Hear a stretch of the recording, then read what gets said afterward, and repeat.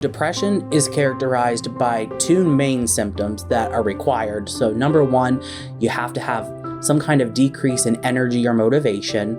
And then number two, you have this fancy word, it's called anhedonia. So anhedonia means loss or interest in activities that you would normally find pleasure in. So you have to have one of those symptoms. But in addition to that, patients generally see that it affects their appetite. So they'll either have a decrease in appetite or an increase in appetite. It affects their sleep, so they're either sleeping too much or not enough. Once again, affects those energy levels as well. So it can affect multiple areas of your life. Depression is defined by sadness, but also in combination with those symptoms we talked about earlier. And this generally has to last for a period of 2 weeks or longer. Being sad is a mood that you might be in, and that's generally more short-lived. So you would be sad for a period of maybe a couple hours to a day, but that wouldn't persist like depression that would persist for weeks.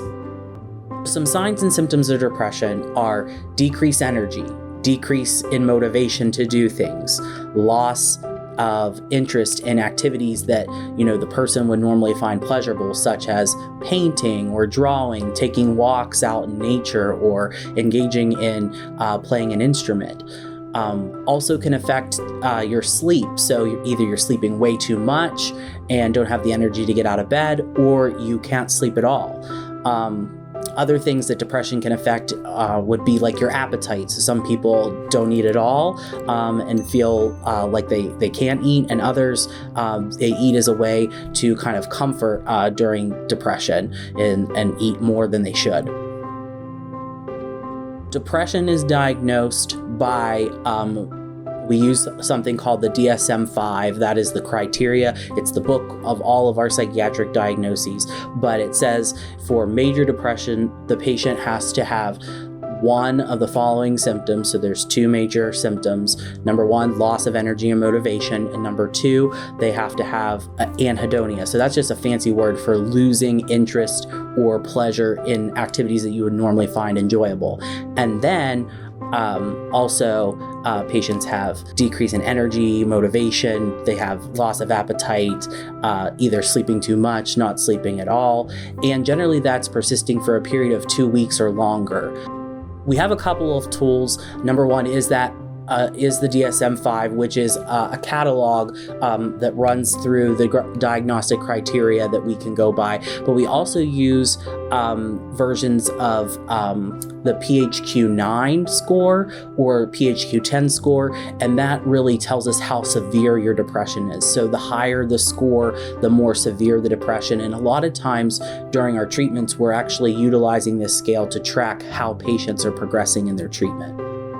Treatment-resistant depression is depression that has not responded to one or more oral antidepressants. So we always first line treat depression with an antidepressant most of the time. And that is with one of the classes, either an SSRI or an SNRI. When we try these medicines and they're not working as well, then we go to alternative options to treat that depression, and that depression can be labeled as treatment-resistant depression. We have two modalities that we utilize in our clinic.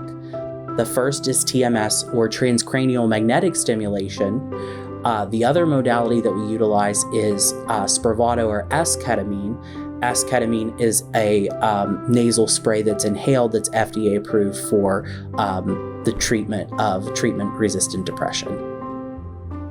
So depression can be more prevalent in women just because there is a hormonal component. So women are going through their menstrual cycle. There's actually a diagnosis that's known as premenstrual dysphoric syndrome, where we have more depression and mood symptoms. It's also common after women of childbearing age have a child, they can experience postpartum depression as well.